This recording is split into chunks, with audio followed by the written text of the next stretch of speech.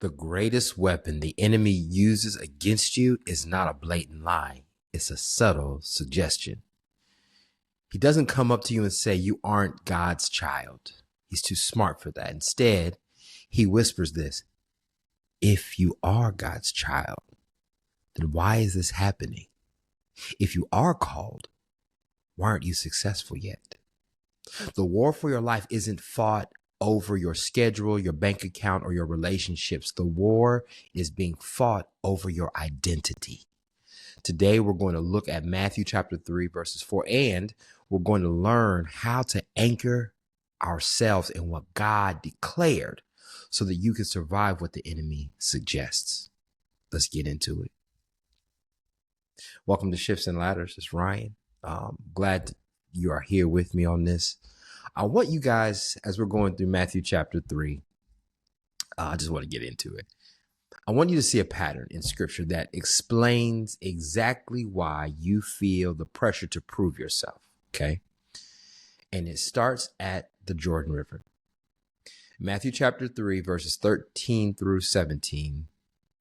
This section of scripture is the baptism of Jesus. So Jesus comes up out of the water. The Bible says the heavens open up.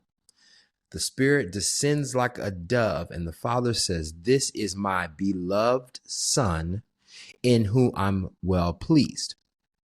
We hear this often, right?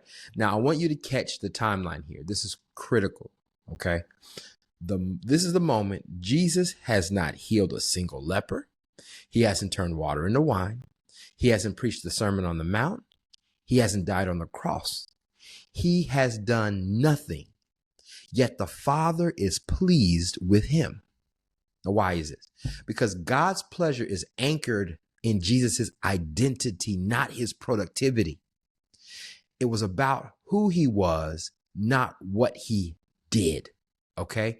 Now, this is what God is working, because he wants to establish the be or the beloved before Jesus ever did the do ministry. And a lot of times we get that flipped, because sometimes we think that when we do something, we will be accepted. But God, this is the trick of the enemy.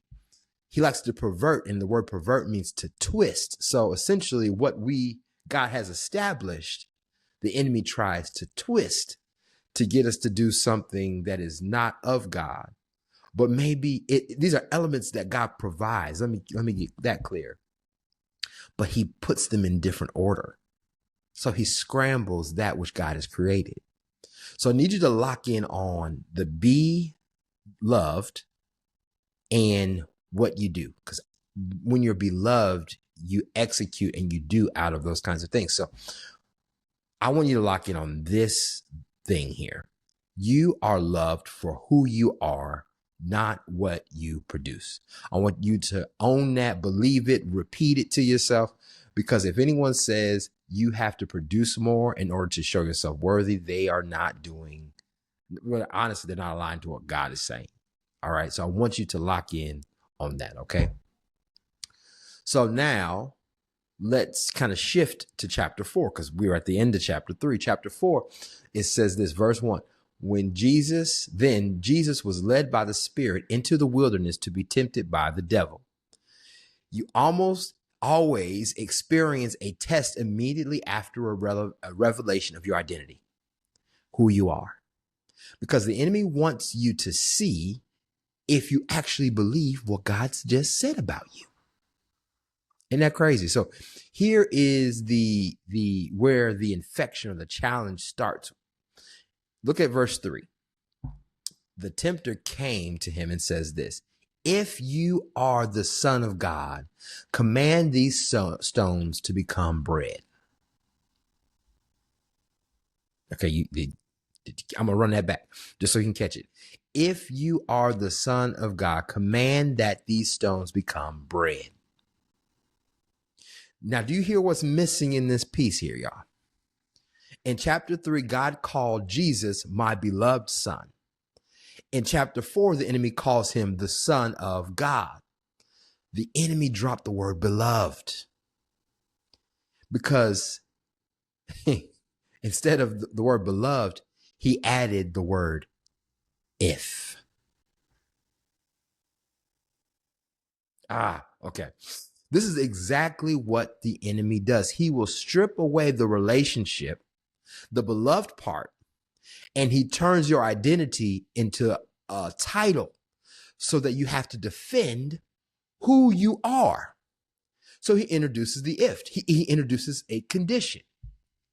So if you're a really good business leader, then why are sales down? If you're a really good father, then why are your kids acting out? See, this is the trick of the enemy, y'all, and it's a slight change in words. It's a remove of one and adding a condition. So the enemy wants you to move from sonship to survival. I'm going to say that again for the people in the back. The enemy wants you to move from sonship to survival.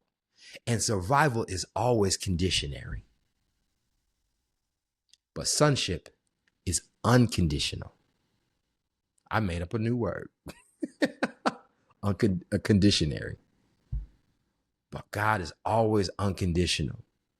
Okay, so I want to stay with the stones and the bread piece here because this is where I want to lock in on too.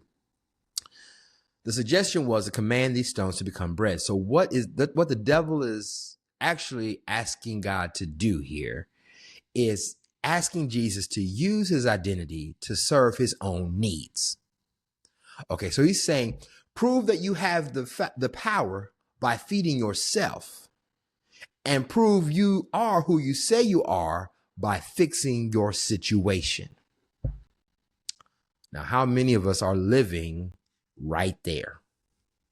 We're working 80 hours a week, turning stones into bread, not because God told us to, but because we feel like we have to prove that we are successful. I fell into that trap. We're performing for people, posting on social media, hustling for validation, just to prove the if isn't true. But you need to listen to me. You don't have to prove what God has already declared. So if God said you are his, you don't need to turn a stone into bread to verify it. If God said you are called, you do not need a viral video to verify it. When you try to prove your identity, you actually lose your authority. And that's what the enemy wants us to do. Okay? So we got this whole piece. What's the solution? What do we do? How do we fight the if statement there? How can we deal with his, referencing the enemy, suggestions here? So let's look at Jesus' response here in verse 4. He doesn't argue, actually. He doesn't show off. He doesn't prove by zapping the stone and turning it to some bread. He says this. It is written, man shall not live by bread alone, but by every word that proceeds from the mouth of God. Now this, ladies and gentlemen, is an example of integration. Okay? Jesus refused to let his physical reality, his hunger, dictate his spiritual truth, his identity. Okay? He anchored himself in it is written. Okay? So there's a formula here. Okay? The enemy brings a suggestion. God brings a declaration. A suggestion always has a question mark, but a declaration always ends in a period. So when you're integrated, you don't entertain the question mark. You stand on point. A period. Ooh, this is good to me. This is good to me. So here's the question for you today. Are you living off of bread, or are you living off the word? Are you running yourself into the ground to prove to the world that you are significant? Or are you resting in the fact that you are already the beloved of God? Okay, so this week, you're going to hear the if. This is going to happen. You're going to hear it in your business. You're going to hear it in your marriage. You're going to hear it in your relationships. So when you hear that suggestion, I want you to stop Don't have a conversation with it. Don't try to prove it wrong.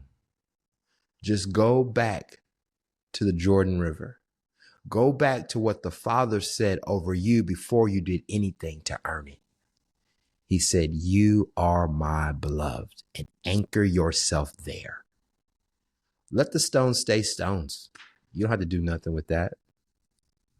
You feed on the faithfulness of God, and then watch what he will do when you anchor yourself in what he's already said about you, in your identity in him. Woo! That's good. So if this shifted something in your spirit today, share this with somebody who needs to be reminded who they are. I'm challenging you this week to be a thermostat this week. Set the temperature. Change your environment. I'll see you in the next one. Until that time, peace.